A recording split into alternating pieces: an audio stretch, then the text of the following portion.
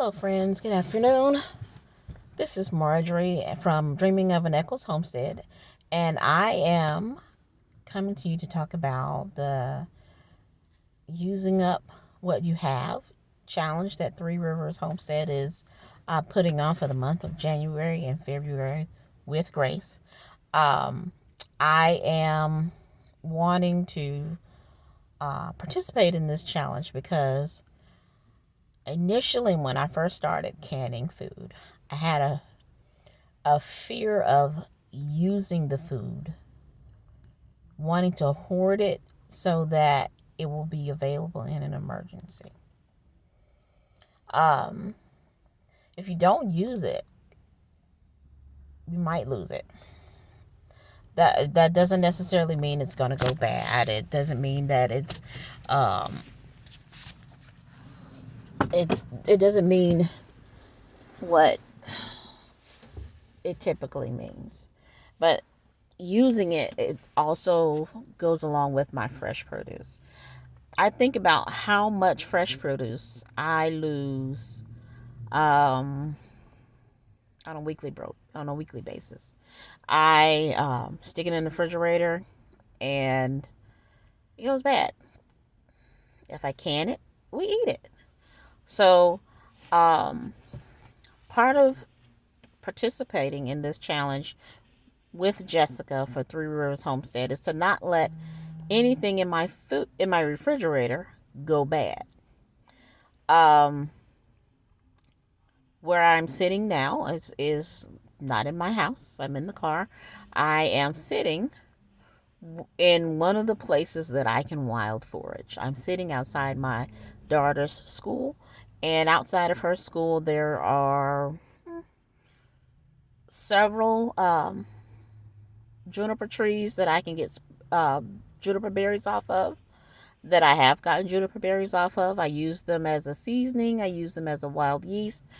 When I first started doing it, I wouldn't use the yeast. I wouldn't use the berries. I just got them and I dried them, but I didn't use them. So they were wasted. There are pecan trees. I am allergic to pecan trees and only mildly allergic to pecans. So I can, in fact, utilize the pecans from these pecan trees. There is a walnut tree about 300 feet from me.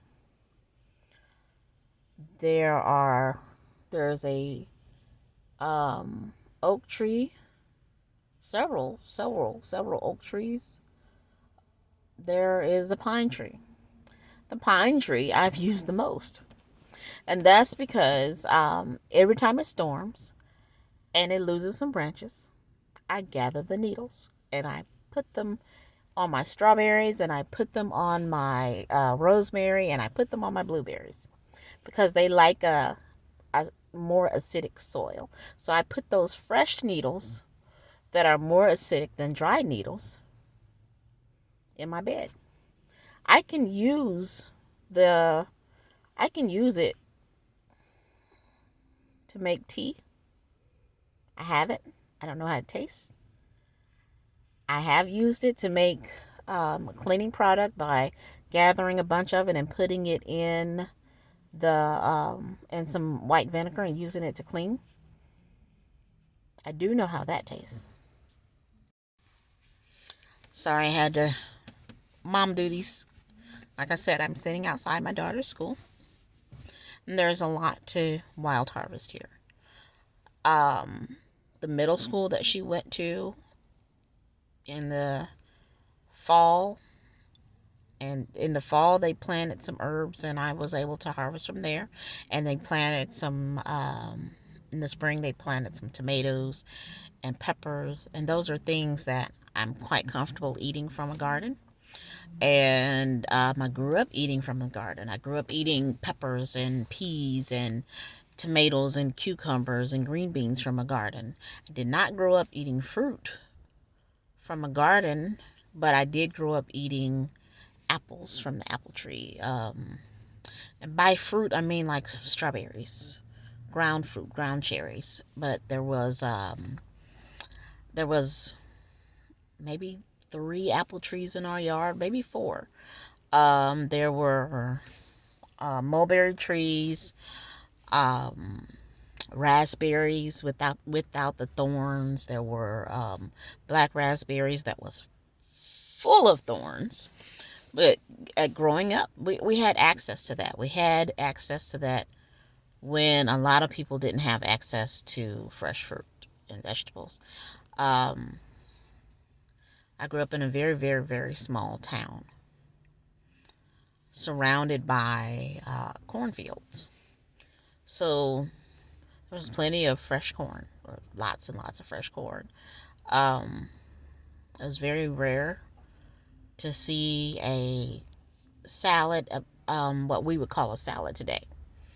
There was Jello salads with fruit cocktail in it and things like that, but there was not a salad. Most of our fruit came from a can, and I wanted to change that dynamic. I wanted to change that for my kids. And right now, my kids prefer, no, I'll change that. My daughter prefers her vegetables from a can. She doesn't like frozen. She doesn't like fresh. She prefers it from a can. And it um is really funny that she prefers it that way, because before she started going to school, all she had was frozen. Her only thing was fresh or frozen. She never experienced canned because I didn't buy canned. I wanted her to have the best. My son, my son does not like vegetables at all, of any kind. Any vegetable that touches his mouth is because I made him eat it. And I'm going to continue to make him eat it because he needs those nutrients. He takes martial arts. He's very active. He likes to climb. He likes to jump off of things. He's very much a daredevil. He needs those nutrients. He needs what um, vegetables can give him, and not just a multivitamin. If it were his choice, he'd live off of meat and macaroni and cheese. That's what he would do. But it's not his choice. He's still quite young. It's my choice. When he gets older, he can live off of meat, macaroni, and cheese if that's his choice. But in my house, you're going to eat your vegetables. Anyway, I have some ideas of what I'm going to do for the Three Rivers Homestead Challenge with Jessica. And I'm going to make myself eat what's fresh in the refrigerator. I have, I can't say that I have enough garlic to make it all the way to the end of the month. I hope I do. But I do have 104 bulbs of garlic growing in the garden. The freeze took out my kale, so I don't have anything fresh in the garden to eat until the spring when I planted some things. The rules of the challenge are made up by you. But basically, you're going to spend as little as possible in the store and eat what you have in your home. Those are the basic rules. If you can not spend anything in the stores, even better.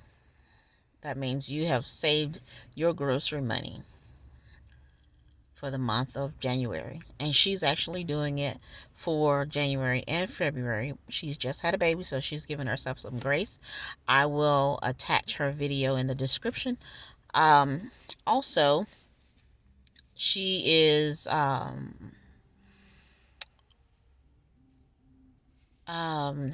she also does a challenge in August, and it's your filling up your pantry in August. You're taking your harvest and your candy. You're doing a little bit every day. You're dehydrating, you're canning, you're fermenting, you're processing. You're doing a little bit every day to put on your shelves to have healthy food that you can yourself on your shelves. Now, I have a little bit of a problem in that every January I do a Daniel fast, beginning a 15-day Daniel fast, beginning the second Sunday of the month. Well, second Sunday is coming up. I don't have a whole lot of fresh fruits and vegetables in my house. Have a little bit, but I definitely don't have 15 days worth. I do not have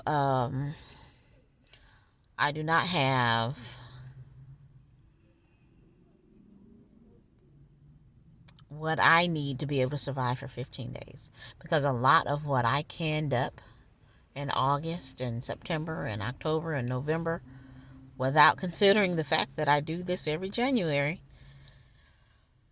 all have meat broth in them. So I can't eat what I have jarred up for 15 days, except for corn. And I think, no, even the beans have meat in it. Even the beans have meat in it. But um, what I will be doing is I have lots of dried beans.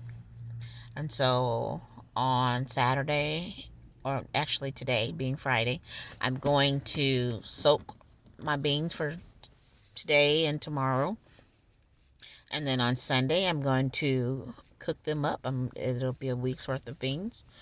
I'm also going to do a week's worth of rice. And then I'll be eating corn. And I will buy some avocados, some fresh fruit, and salad fixings. And I know how to make a naan bread. I know how to make tortillas. So I'm quite confident I'll be able to survive off of that. I'm not doing anything special. When my husband does it with me, I try to make it as special as possible so he'll stick to it. He's not doing it with me this time, so I'm not doing anything special. Typically, I'm not doing it for weight loss. I'll put that out there. But typically, that goes away. So hopefully that goes away. I don't usually lose any weight at all, but that goes away. So I hope you guys are willing to join this challenge. You don't have to do it in the month of January. Do it in February. What I do with the money that's saved that's vacation money. That's money. Every April we go on vacation. We go visit my grandmother for her birthday. We see a few sights and we come back home. That's usually a short 3 or 4 day vacation. Then before COVID, we also did a week vacation somewhere. And we haven't done that in a while. We haven't done that to where it was a vacation where we weren't staying with family, we weren't staying with friends. We were specifically going on vacation to enjoy each other. My husband, my 2 children. We haven't done that in a while. The money that I save from doing this challenge and the money that I save from growing my own food pays for vacation. We might not get to do the extravagant, vacations where you're going to, I don't know, Hawaii or going to Niagara Falls or something. But we get to go somewhere. We get to do something. That is my plan to do with the money that I save. It's a family of 4.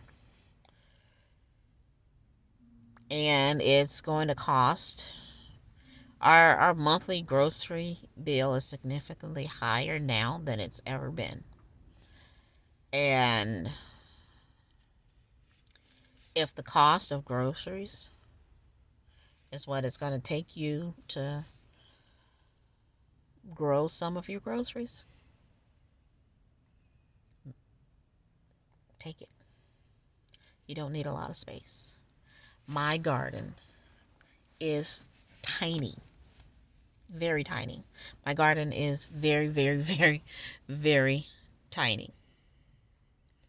But out of my garden and from community gardens and from wild foraging, I was able to put up 3 months worth of food for my family. When you see it on sale, buy it, use it, can it, freeze it, dehydrate it. Take care of your family. Be blessed. And remember, in order to grow, you must first be planted. You guys have a blessed day. Bye.